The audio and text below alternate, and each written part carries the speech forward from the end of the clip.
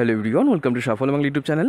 যারা 2025-এর এএনএম এবং GNM nursing পরীক্ষা দিতে চলেছো, যাদের ইচ্ছে আছে নার্সিং করার, যারা চাইছো যে নার্সিং করে নিজের পায়ে দাঁড়াতে, নার্সিংটা একটা শুধুমাত্র প্রফেশন নয়, এটা একটা প্যাশন। এটা সবার মধ্যে থাকে না, কিন্তু বিশেষ করে যারা মেয়েরা তারাই কিন্তু চাই যে না আমরা নার্সিং করব।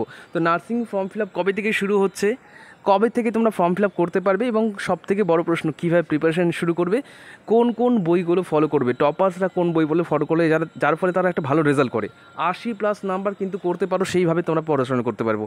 আর যোগ্যতা কী লাই, অর্থাৎ আমাকে কী কী পরীক্ষায় পাশ করতে, দেখো ফার্স্ট অফ অল বলে রাখি, মাত্র এইচএস পাস করে তুমি কিন্তু নার্স হতে পারো, শুধুমাত্র এইচএস পাস করে। তো এছাড়া আর কী কী যোগ্যতা লাগে সেই বিষয়ে কিন্তু বিস্তারিত বলবো। অবশ্যই প্রত্যেকেই বলছি, প্রত্যেকেই চ্যানেলটা সাবস্ক্রাইব করে নাও, ভিডিওটা প্রচুর লাইক করো, এবং যারা নার্সিং করতে চায় সেই সমস্ত বন্ধুদের সাথে, সেই সমস্ত গ্রুপে তোমরা এই ভিডিওটা প্রচুর শেয়ার করো, যেন তারা জানতে পারে যে নার্সিংটা আসলে কীভাবে পড়াশোনা শুরু করতে হয়, কীভাবে ফর্ম ফিল আপ হবে, সমস্ত বিস্তারিত বিষয়গুলো বলে দেবো।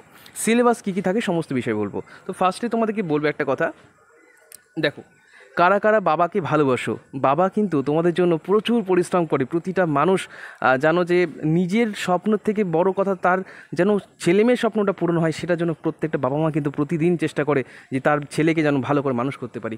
কারা কারা বাবাকে ভালোবাসো কমেন্টে লেখো যে ইয়েস স্যার, আমি আমার বাবাকে ভালোবাসি।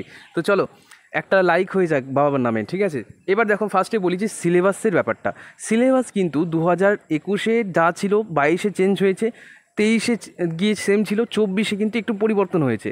এইখানে অনেক ছেলেমেয়ে কিন্তু একটু কনফিউশনে পড়ে যায়। তো ফার্স্টে বলবো সিলেবাসের মধ্যে কী কী পড়তে হয় সেটাকে জানা দরকার, কারণ তোমাদের কী কী বই না, তুমি যদি না জানো যে কোন কোন টপিক থেকে প্রশ্ন আসে, সেটা না জানলে কিন্তু পরীক্ষায় ভালো রেজাল্ট করা সম্ভব না। তো ফার্স্টে মাথায় রাখবে লাইফ সায়েন্স অর্থাৎ জীবন বিজ্ঞান তোমাকে কিন্তু পড়তে হবে। দেখো নার্সিং মানে কি, নার্সিং মানে যারা হচ্ছে দেখবে ওই অপারেশন থিয়েটারে থাকে, আমরা ছোটোবেলা থেকেই স্বপ্ন দেখি না, যে ছোটোবেলা দেখেছি অনেক হসপিটাল বা নার্সিংহোমে একজন সাদা ড্রেস পরে থাকতো, মাথায় সেই ক্যাপটা পরে থাকতো। আমরা কিন্তু অনেকেই আমি সত্যি কথা বলতে খুবই ভয় পেতাম নার্সকে, ঠিক আছে, ছোটোবেলায় খুবই ভয় পেতাম। তো যাই হোক, এটা একটু ফানি মুভমেন্ট ছিল।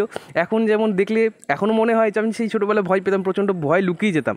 তো এই নার্সরা কিন্তু সেই জীবন বিজ্ঞান যদি না জানে তাহলে কিন্তু সম্ভব না, তাকে কিন্তু সমস্ত বিষয়টা হ্যান্ডেল করতে হয়। একজন ডক্টরের পরে কিন্তু নার্সের স্থান, একটা নোবেল প্রফেশন বলতে পারো।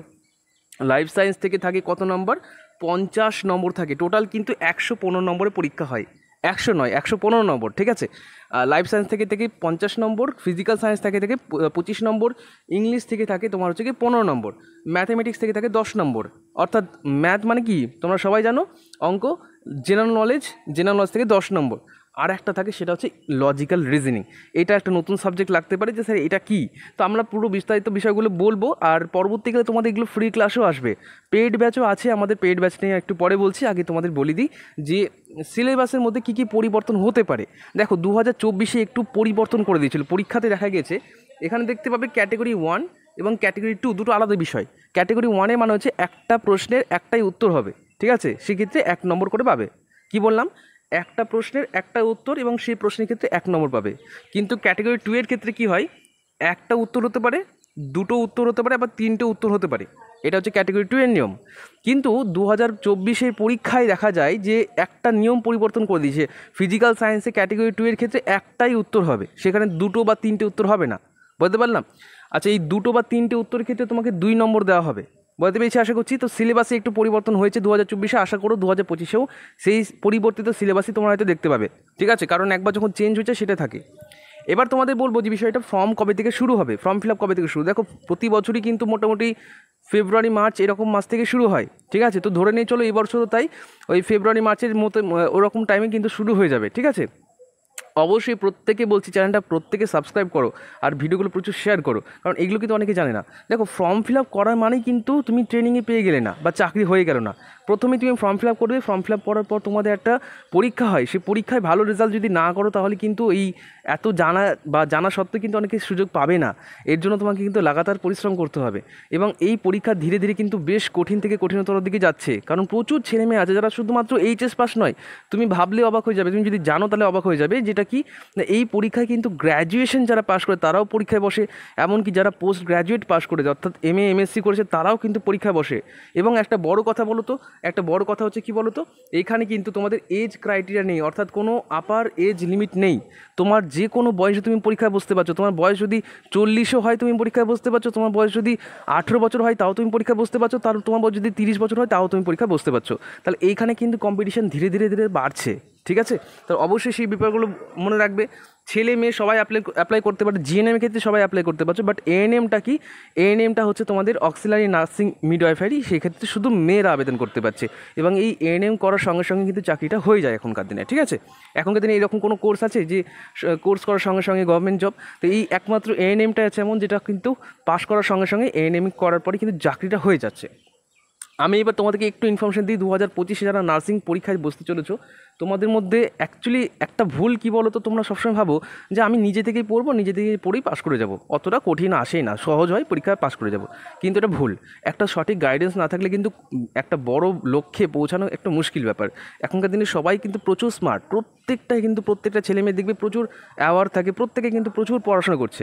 তার জন্য তোমার একটা সঠিক গাইডেন্স দরকার। যে জিনিসটা তুমি হয়তো 3-4 বছর পর জানতে, সেটা তুমি হয়তো 2-1 মাসের মধ্যে জানতে পারো। এমন অনেক হিডেন ট্রিক্স আছে যেগুলো কিন্তু তুমি জানোই না, যেগুলো আমরা যেহেতু আলোচনা করছি আমরা জানি। তো 2025-এ আমরা ব্যাচ শুরু করছি, যার নাম রাখা হয়েছে সূর্য ব্যাচ।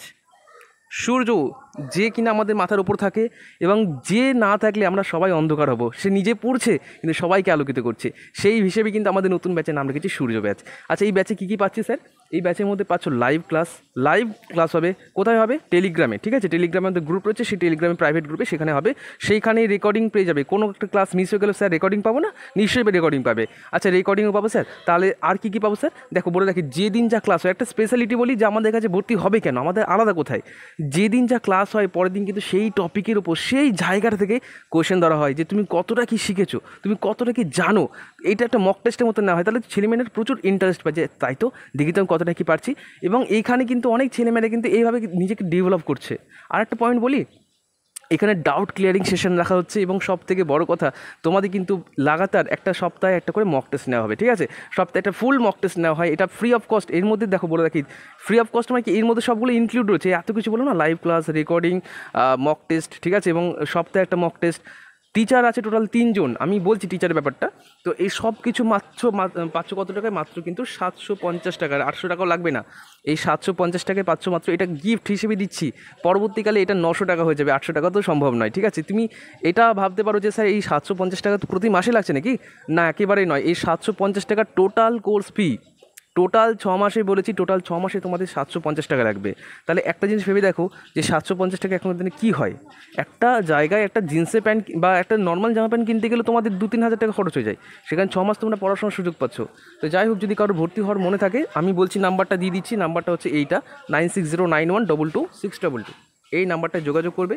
এবং বলে রাখি, এই ক্লাস কবে থেকে শুরু হচ্ছে? ক্লাস শুরু হচ্ছে 15 তারিখ থেকে, 15ই সেপ্টেম্বর থেকে ক্লাসগুলো শুরু হচ্ছে, ঠিক আছে?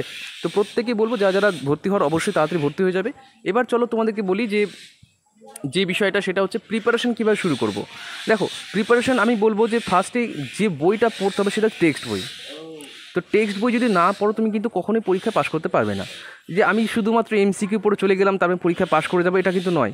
দেখবি বাজার চলতে অনেক বই থাকে, যে last minute suggestion, last 1 minute পড়লে তুমি এটা পাস করে যাবে। এরকম বই পড়লে কিন্তু জীবনও পাস করতে পারবে না, কারণ এটা একটা কম্পিটিটিভ পরীক্ষা। এটা কোনো স্কুলের পরীক্ষা নয়, যেরকম ধরো আমরা ক্লাস 9-10-এ পড়তাম, বা হয়তো 11-12-এ পড়েছি, পাস করে গেছি, ওরকম কিন্তু নয় যে 10টা প্রশ্ন পড়লাম তার মধ্যে 2টো কমন পেয়ে গেলাম, এরকমটা নয়। এখানে তোমাকে পড়তে হয় প্রচুর। আর এই জন্যই কিন্তু বলা হয় যে প্রিপারেশন এখন থেকে শুরু করা উচিত। কারণ অনেক ছেলেমেয়েরা কী করে বলতো, ওদের ইচ্ছে তো থাকে কিন্তু শেষ পর্যন্ত করতে পারে না, ঠিক আছে? কারণ কি? কারণ পরীক্ষা ভালো হয় না, আর পরীক্ষা ভালো না হলে তুমি কিন্তু সুযোগ পাবে না। এখানে তুমি এইচএসে কত পার্সেন্ট নাম্বার পেয়েছো সেটা কোনো ম্যাটারই নয়, যে তুমি এইচএসে 90% পেয়েছো, না এইচএসে 80% পেয়েছো, না তুমি এইচএসে 40% পেয়েছো, কোনো ম্যাটার করে না। এখানে ম্যাটার করে তোমার পরীক্ষাটা। তো পরীক্ষাটার উপর বিশেষ করে নজর দাও, আশা করছি তুমি পেয়ে যাবে। আর লক্ষ্য যদি তোমার স্থির থাকে, তোমাকে কেউ আটকাতে পারবে না। তো আশা করছি ভিডিওটা তোমাকে অনেক হেল্প করেছে, বা তুমি অনেক কিছু জানতে পেরেছো। যদি ভালো লাগে অবশ্যই একটু লাইক শেয়ার করে দেবে। দেখা হচ্ছে পরবর্তী ভিডিওতে। প্রত্যেকে ভালো থেকো। নমস্কার।